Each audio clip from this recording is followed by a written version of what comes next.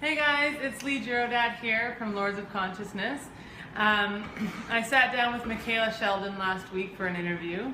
I've been watching her YouTube channels for quite a long time, and I just think she's really great.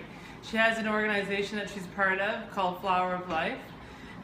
She's a channel, an intuitive channel, and yeah, check out the interview. I hope you like it. Thanks. Well, I'm gonna record so I don't forget. I don't want to forget to hit it. Crazy, like planets in retrograde. That would be just the thing that would happen today. No record button. So tell me a little bit about what you guys have going on. I looked at it. I thought it was really cool. Yeah, the website. Yeah, so Lords of Consciousness started it on a website. Sorry, a Facebook page that we started. Uh-huh. And it was just a small community that just kind of grew and grew, and was inspiring each other on our journeys, and just being there for each other. And it was just started small, and it spread across the country, and then across the continent, and then across the world. And I have my bestest friends are all from this group now, and we've just trying to take this to the next level so that we can share more about people that are seeing things in the world that are needing a change, or people that are actively involved in the solutions, right, and that are stepping into their purpose and their truth. And how is that getting done? Like, what are the actions being taken? So right, very cool. Yeah, so yeah, we're hoping to just keep inspiring people to do that, which I know you're really passionate about as well. Absolutely. Yeah, absolutely. Sounds a lot like what we do here in Michigan with our organization, Flower of Life. We've a little bit different than the way you guys are expressing it, but same vision, same goals. Yeah, that's interesting. So you, where did you grow up then? I grew up here in the Detroit area. That's where I'm from. Grew up here. I lived in Indiana for a while, shortly after I got out of college, and I moved back here. I've been here about 15, 20 years since. So yeah, this is my hometown. I haven't strayed too far. So what was your childhood like then? Were you kid were you? Yeah, well, I grew up in a very strict Catholic Italian family. So, I grew up in kind of just like middle class neighborhood, very small house. And I had a great childhood, not complaining, but we definitely was brought up in the Catholic faith. So, went to catechism every Sunday. The bus took me from school to church, the whole thing. So, I have two siblings, a younger sister, younger brother, and I was the oldest. So I was the one who watched them, cared for them. I had two working parents. Okay. So, yeah.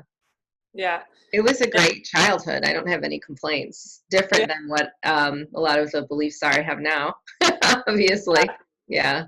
And did you notice anything when you were a child that was different about any of the way you were, or?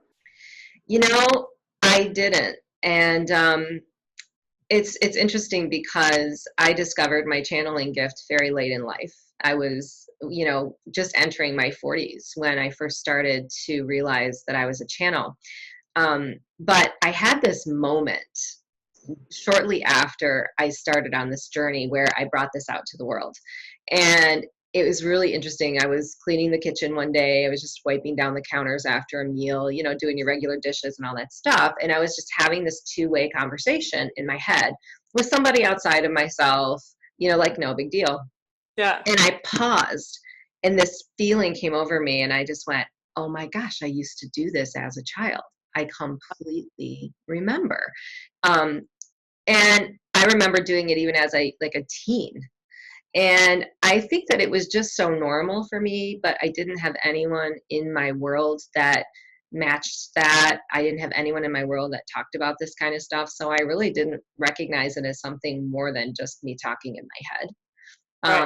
So yeah, I believe that I was definitely a channel as a child. And I do recall now having these conversations with a variety of different people throughout the day and in my head. But at the time, I just didn't acknowledge that that's what it was. And I believe I actually shut it down because of my upbringing. Right. I lived in a very mainstream world with mainstream parents and raised in the Catholic Church. I just didn't have anything to look at or relate to in that world. So, Right. yeah. So would you say that that was one of the turning points for you then, or what led you to kind of stepping into more of that purpose? Well, it took me a long time because I wasn't comfortable with Right. this at all. It took me a long time to call myself a channel and admit to myself that that's what I was here to do. But, when I started channeling, I was told very early on that I had a purpose and a mission here. And that purpose was to assist light workers on the planet and especially to help people connect outside of themselves.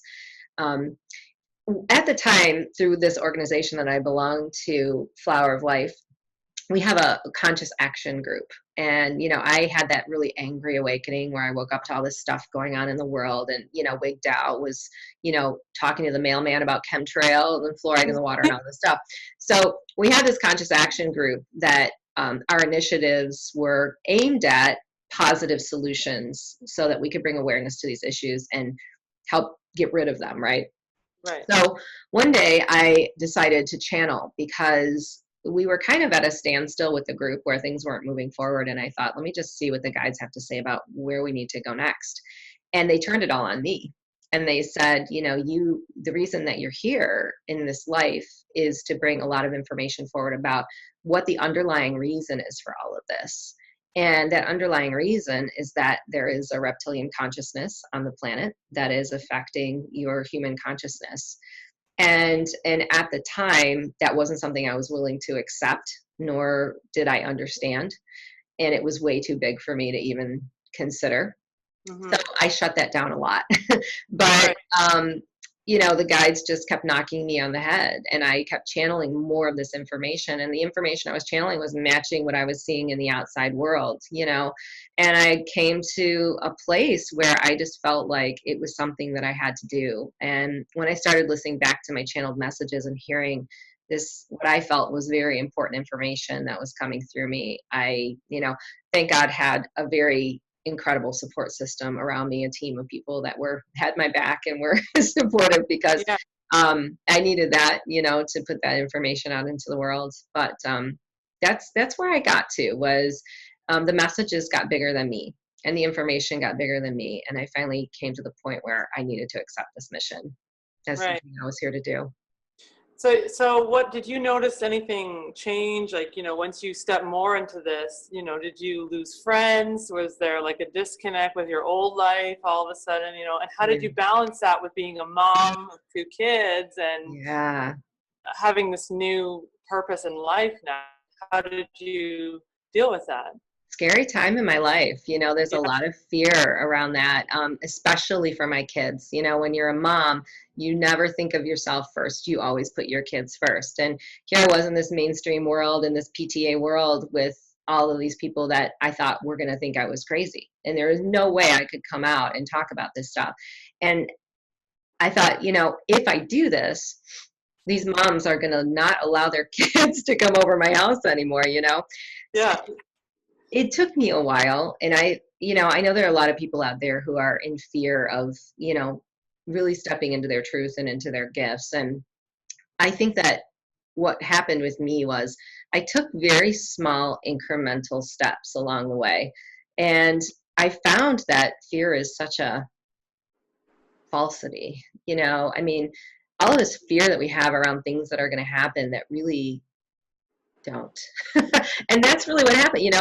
I started letting the cat out of the bag little by little. I started being myself more with friends. And, surprisingly to me, those friends have raised their consciousness right along with me. Not like I haven't lost any friends. I think that, when you're awakening and your consciousness is shifting, you're holding a different frequency. And so only the people that match that frequency are coming along with you. So Exactly. it worked both ways for me. I had people that came along with me, good friends who I never thought would have an open mind to any of this, who are now doing it themselves. And Wow. then I have people that I just kind of fell off my radar that are still in that mainstream world that, and not that there's anything wrong with them. I, still might say hello to them and connect with them, at times, but I just don't have anything in common with them anymore. So they're not in my daily day-to-day world.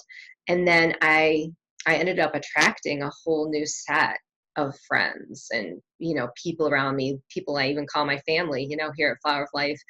This group has expanded and grown. I mean, it's just beautiful and amazing. So I feel like the universe supports where you're at. So the more that you own your truth, the more that you're going to receive that in a mirror effect around you.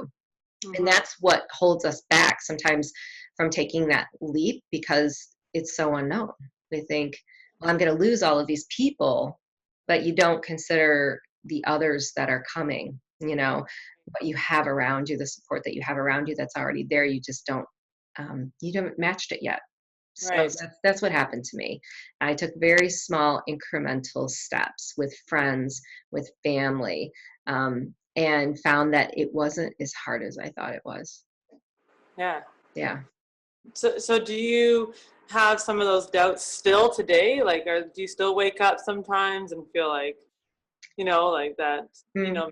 maybe, I like, think, yeah, I do. I think it's normal to, yeah, it's we're, still, we're so programmed to yeah, doubt. I mean, it's almost like a natural thing, especially with intuitive gifts. yeah, Um, for something that I've chosen, I say I chose it as somebody else chose it for me, and I chose it at a deep soul level. It's not the easiest mission to have because, channeling is, in a way, it's so subjective. There's no proof there. Nobody yeah, can concrete say that this came from one place or another, and so that in itself makes it difficult to bring right. down into the world. But I think I'm at the point now where I've had so many amazing things happen that it's difficult for me to doubt. I'm at a place where I'm centered with it, Um, the doubting, it's funny, if I go into a live event, sometimes I think, I wonder if it'll work. Yeah, I wonder if anybody will come in. Like I envision myself sitting in front of a group of people and not being able to channel. Of course, that never happens. But I think that's natural. It's human nature. I even have this weird two-way conversation that I do when I'm channeling. I'm kind of outside of myself as the observer. And that observer is always judging, going, I bet this is not what they expected. I don't think they like this, and then I'll listen back to the recording and go, oh, that was so perfect, So we have been so programmed to place that judgment outside of ourselves. I think it's a difficult thing to fully, get rid of. Um, yeah, yeah, yeah, but it's interesting you asked that question. I just had someone, a private client ask that question as well. And something, they said, well, how do I stop? I want to stop this. How do I stop? And the guys were saying that you just acknowledging that you're doing it is breaking the pattern. So the more Mm. you recognize yourself doing it, you're actually re-imprinting that program in your structure. So Recognizing the doubt itself is a way. yeah, right. Yeah, The more that you see yourself doing it, the more you interrupt the pattern that's already there. right. Yeah. That makes sense. Mm-hmm. Is awareness. Yeah. So you spoke about recording. I know that you record all your channelings and such. When did you start recording it? Was that something that you did right off the bat, or how long did it take you before that was part of you brought that in as part of your what you do? Yeah, it was a while. I was writing, I was journaling. So when Okay. I first started this, when I first started channeling, and I didn't call it channeling at the time, I was getting, a couple of words, 2, 3 words, a sentence. And so I always had a journal by my side and I was writing things down because I was finding it very interesting that I was talking about things and saying things that I didn't even know about, or I would say things differently than what, I would say them. Well, the more my consciousness grew, the more I started meditating more, went deeper into trance, I was getting so much information that when I was coming through, I couldn't remember it all to write it down. So I want to say that was about a year or two in that I decided to start voice recording myself on my iPhone. And Okay. that's when my mind was really blown. That's when I kind of had to come to this place where I believed in it because I knew it wasn't me. when I heard those recordings back. Yeah. Yeah. Like it wasn't, that you found your words changed and, things that you wouldn't typically use in your own daily. Yeah. Yeah. Right. Yeah, early on, a lot of these beings, I took on their personality. I don't do that so much anymore. I think that I equate it to, playing softball. The more you play softball, the better you get at it. It just becomes second nature. And I Yeah. think that's what's happening to my channeling over the years. But when I first started channeling, I really took on the persona of a lot of these beings. So my voice would change dramatically. A lot of people even saw very dramatic facial changes in me very early Yeah. on. And so it was undeniable when you would listen back to the recording because it wasn't even my voice. Right. If there was a male being, my voice would become very deep. And yeah, I would definitely talk in ways that wasn't me. I would even talk about things sometimes that I didn't agree with or I didn't believe in. I always say I didn't even believe in extraterrestrials until I started channeling them. So it took me to channel them to finally say, okay, I'm a believer now. But yeah, the voice recordings were definitely a turning point for me. And I have to say they still are because Right. I film my live events. And Uh-huh. that little voice that's going, this isn't working right. Right. When I listen back, I'm always blown away. It's always taking me back to that time in my life where I started listening to those voice recordings. I had a hard time listening to them at first. It kind of Yeah. freaked me out. Like I would record myself and I'd give it to a friend and say, what do you think about this? But now I love to listen back to my channels and I'm always really surprised, at the messages that come in. Yeah. Yeah. So does that make you clairaudient then, or is it just a knowing? Like, how would you describe Yeah. what occurs? I'm definitely clairaudient. That's the first primary gift that emerged for me. And to the point where when this first started coming together, I would hear and then say. So I would hear something and then I would say it into the iPhone, or I would hear it and I would write it down. I just feel, again, back to that whole softball analogy, I just got so good and I practiced so much that it just became so fluid that the information I was hearing now I just became a vessel for it. And the guides started using more of my, my consciousness, my body, my voice to relay these messages through me. I became more open to that whole process. Right. And so that's how that transitioned. Yeah. But now, see, I've got other gifts that have emerged that I never Right. thought. I noticed I'm very clairsentient. I feel energy. I can feel when there's guides in the room. I feel right before I'm going to get a message. And I never thought I'd be clairvoyant, but now all of a sudden that's really merging for me, both internal and external sight, Right. mostly internal. When I'm channeling, especially on private sessions, I can see very detailed images coming forward. And sometimes when I'm not getting it, the guides will give me symbols and things to use. Right. So, yeah. Right. And I know for me personally, when things started occurring for me, it was really hard for me to kind of envision like how I was going to improve or get better, or like how things were going to change. And I Mm. don't know, like for me, it's hard to remember to just kind of absorb what's going on now and don't worry about like how you're going to evolve. Right.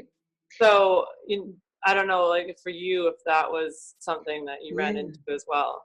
I agree with that. Well, for me, I wasn't, I had started this whole journey in chronic pain. So Right. my Right. focus was getting better, which is why I started to meditate.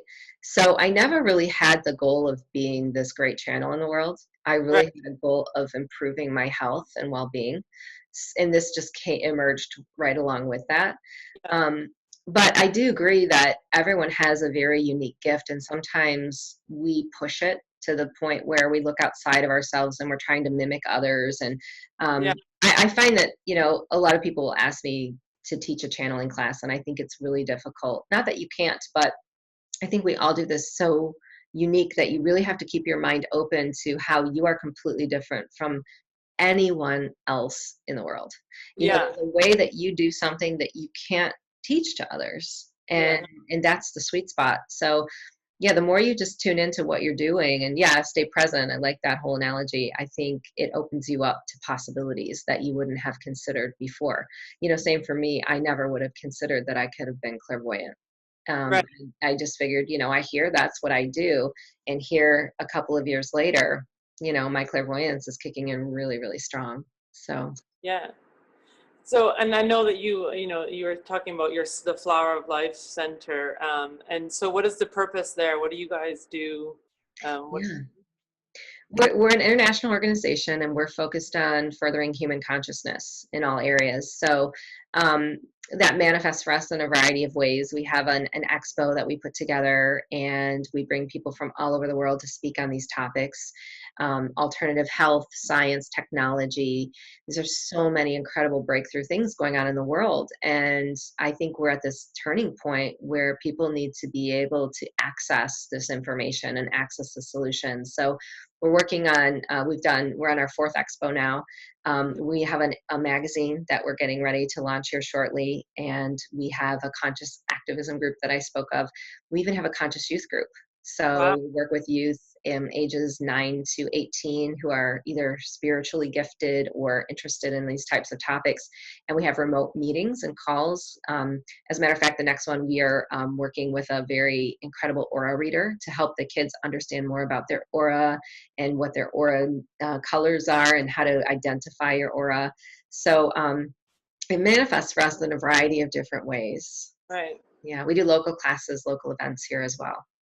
Wow, it's interesting. Yeah. And do you notice that, like, I mean, when I'm working with people, I work at farmers markets, and I sell some products that I make that I do with a lot of intention, and mostly essential oils and things like that. But I notice that when I'm speaking to people, everybody seems to sort of ride the same wave, and Yeah. everybody's kind of always experiencing one thing, and then all of a Mm. sudden it changes, and um, it's like one Saturday, everybody will kind of be feeling the same emotion or feeling the same intention for their week, for their emotions. And I'm just wondering, like, when you're working with the light workers and working with people that are stepping into their purpose, do you notice a pattern of everybody moving together, or is it, everybody very much on their own journeys there? I think everybody's definitely moving together Yeah. in a pattern. There's no question about that. I Yeah. think that we have a couple of waves of light workers on the planet that are going at their own pace, but there's one really large group that I seem to work with right now that I attract. And the planetary energies have been a big focus from the guides that I work with about why this is happening. Mm-hmm. Right now, for example, a lot of the light workers on the planet are feeling a little stuck. A lot of things are not moving really fast. There's a lot of internal work going on. We're still bringing history through us and we're clearing that history. The guides have been calling it a holding pattern, which I know it sounds a little scary. Like it's, No, I people get frustrated, like, oh, what is holding pattern? But I think it's actually really good because what I'm seeing now, and I don't know if you've seen this as well, even though we've been in this holding pattern, all of a sudden things are starting to break loose. Like people are starting to really come to some big realizations about themselves and letting go of some of those third dimensional ties, things that were in their material world that were holding them back, but yeah. able to use those experiences now to move into this new higher vibrational space. So the guides that I work with have been talking about like the summer to fall months, or maybe like, I guess, this is an international show. We're talking like the next 5 to 8 months being very pivotal where people are going to start moving forward again. And there's a couple of reasons for that. Our structure has been coming back together as a one. We have a crystalline core and it's been very fragmented because we've been existing in a dimension where we've been singular. So now we've been assembling that crystalline core back together as a one entity. And a lot of people have taken physical tolls because of that. They've been feeling tired, exhausted. There's been a lot of illness and things like that. It's just that the physical body's been keeping up with these energetic changes that have been going on. But also, we have to keep in mind that our work falls in line with the Ascension program here, and a lot of things have to happen for us to be ready to be activated, right, to do Right. our work. And what I'm finding is a lot of the people who come to me who are light workers right now are here for this splitting of the timelines on the planet, which is Mm, where there's a lot of people that will be existing in different dimensions, and yeah. they're here to assist either one group or another, and bridging that gap. So Yeah. I think a lot of that is starting to really pick up speed now. And so I think we'll be able to see some movement forward with a lot of that energy and a lot of that work. Right, like fragments coming back together with people and Right. energy and such like that. And I feel like, I don't know, that there's certain people talking about a new earth coming, and some people believe it's still here, and some people are walking in, the timeline where it hasn't arrived, and some people are Hmm. walking in it already. Does that mean that we're just in different places, and that, Yeah. you I know, think we are. I mean, I think that, this fifth dimensional earth, this new earth is already here for those yeah, who care to look, and for those people who really, worked on themselves and have gone through this ascension process. I think it's an opportunity, and we have the free will to choose it. It doesn't mean if you're not seeing it, you did something wrong. right, that's what I'm getting at, is like, Something that happened here recently, back in March, was we had a really significant solar eclipse. And that was a plug into Mother Gaia like we've never experienced before. It was a significant raise in consciousness. And we have to keep in mind that we've got a lot of collective history here that we're healing. So mm, a lot of light workers have been struggling in their physical realities with timelines that have been difficult, whether they be relationships or the work that they were doing fell apart, or, financially. And they're taking it really personally. But what's happened here is that we had these ties to the third dimension, and this history is third dimensional, and we're experiencing it through our own reality in order to heal it. mm, So it's been a difficult road, I know, for a lot of people, but we had to take that time. We had to yeah, take that time to let go, right, of all of that stuff. So yeah, there's people at varying speeds, in this ascension program, ascension timeline. I feel like there's almost 3 dimensions that are currently existing here on Earth. There's a third, a fourth, and a fifth dimension. mhm, Um, I don't think we've anchored in that fifth dimension yet, but right, I think it's definitely coming. right, it's coming. Yeah, Yeah. yeah, yeah. Because it's funny how, like, you feel like you're really in it, and then all of a sudden you're pulled back to that third dimension, and you have to be reminded that you still have to walk here a bit in order to, to heal more, like you said, and Hmm. the pieces of you are still left there, and pieces of the collective are still there to be Right. dealt with, right? So, Yeah, yeah, and I think that's been difficult for people. It's yeah, kind of a tug of war there, with our frequency. But what the guides have been saying is just really watch your emotional body, because that this is the tricky time that we're in when we're bridging these two realities, and we can see it. We look around us and we see what's really happening, and we have a choice. We can tune into that and we can create it more, because that's really what's happening, right? The more we tune into that third dimensional stuff that still exists here, whether it yeah, be, who knows, like something horrible that's happening on the planet, not that we have to ignore it. Of course, we don't ignore it, but the more we place our awareness or our attention on it, we are rebirthing it through our energy all the time. right, And so that's what they say the splitting of the timelines is really about here. right, um, the third dimension, that's really what those people are doing. They're still tuning into all these aspects of the planet that aren't fair, that aren't good, that yeah, are yeah, suffering, right, and recreating it, where the people in the fifth dimension are seeing beyond that and seeing the opportunities. And I think it's far easier than what we think it is. yeah, Yeah. yeah. I would definitely agree with that. So for you, what do you do then? I know you do meditation and such. So is that how you focus on you when once you're done in this work and working with others? How do you take care of you? Balance is tough. Yeah, Right? Especially when you're a healer in the world. So, yeah, yeah, nature is huge for me. I'm fortunate enough to have a beautiful path through the woods very close to my home. That is my sanctuary. And yeah, actually midday, especially busy days, I will walk back there. I have with my dog, and yeah, there's a beautiful dock on the water that I'll just sit.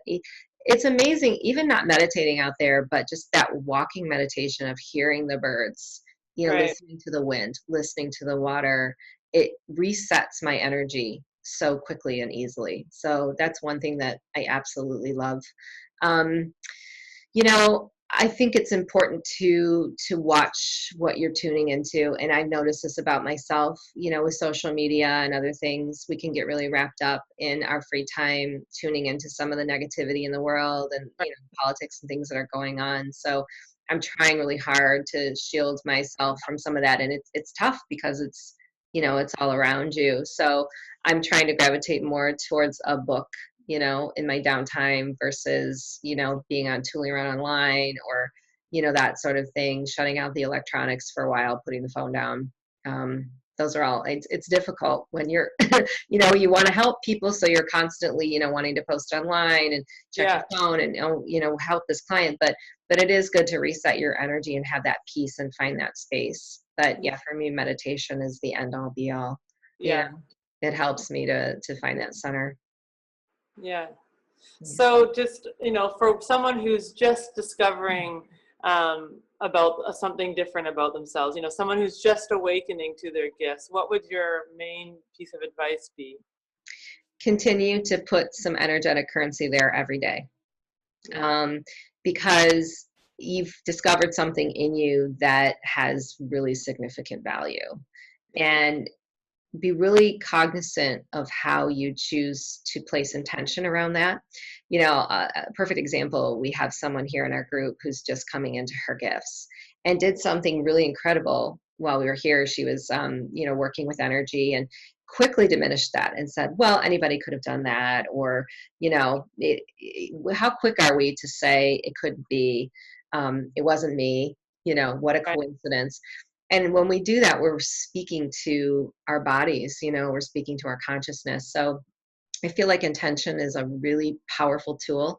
And that's what fueled my awakening and bringing this gift on stronger. So the more you're accepting of that, you're owning it, and then you're placing some energetic currency every day. You know, it doesn't have to be 2 hours, doesn't have to be the full day. You know, spend 10 minutes a day honoring that gift and accepting it.